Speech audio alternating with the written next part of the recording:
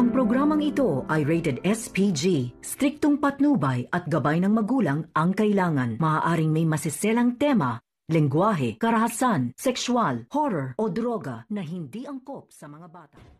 Isa ka rin bang sumubaybay sa ating paboritong palabas sa APJ Batang Quiapo?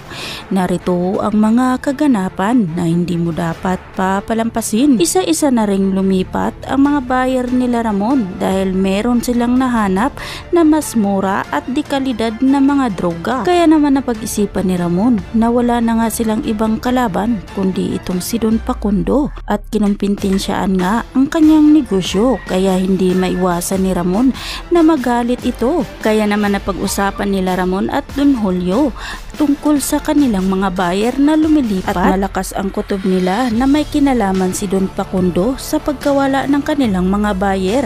Kaya naman agad nagpresenta itong si David na pupunta siya sa mansyon ni Don Facundo at magmamasid ito at babantayan ang kilos ni Don Facundo. Ngunit hindi sumang-ayon si Ramon sa gusto ni David, ngunit magpupumilit nga itong si David upang makatulong siya kay Ramon. Sa kabilang banda, pinuntahan na nga nila ni Don Facundo ang kanilang bagong laboratory at kasama nga itong sila Tanggol. Ngunit nagtaka naman sila Tanggol dahil napakalayong lugar at napakaliblib pa nito. Kaya naman napatanong na lang si Tanggol kay Don Facundo kung bakit napakalayo sa lugar na pinapatayo nilang bagong lab. Kaya naman sabi ni Don Facundo, mas mabuti na nga daw ng malayo at maliblib upang hindi sila matuntunan ni Ramon at malayo din ito sa mga kapulisan. Kaya naman pinaalalahanan ni Don Facundo ang kanyang mga tauhan na walang magtatraidor dahil nasa kanilang grupo lang kapag matuntunan sila ng mga kapulisan. At sinigurado naman ito ni Tanggol na walang magtatraidor sa kanilang grupo. Sa kabilang banda, tuluyan namang makukulong si Santino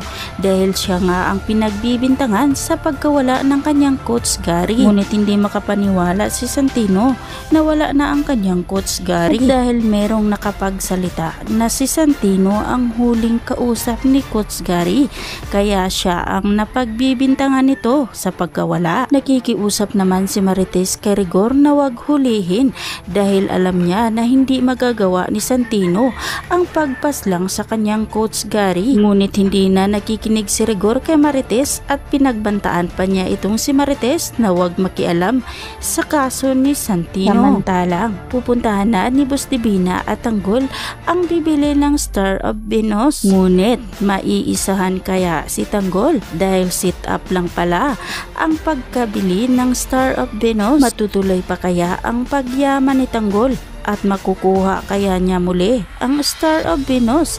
Kaya naman mga kaibigan, aabangan na lang natin ang mga susunod pang mga kaganapan dito lang sa ating paboritong palabas sa APJ Batang Quiapo. At wag po sana ninyong kalimutan na i-like, i-share at pahingin na rin ng isang subscribe. Maraming salamat sa inyong panunood.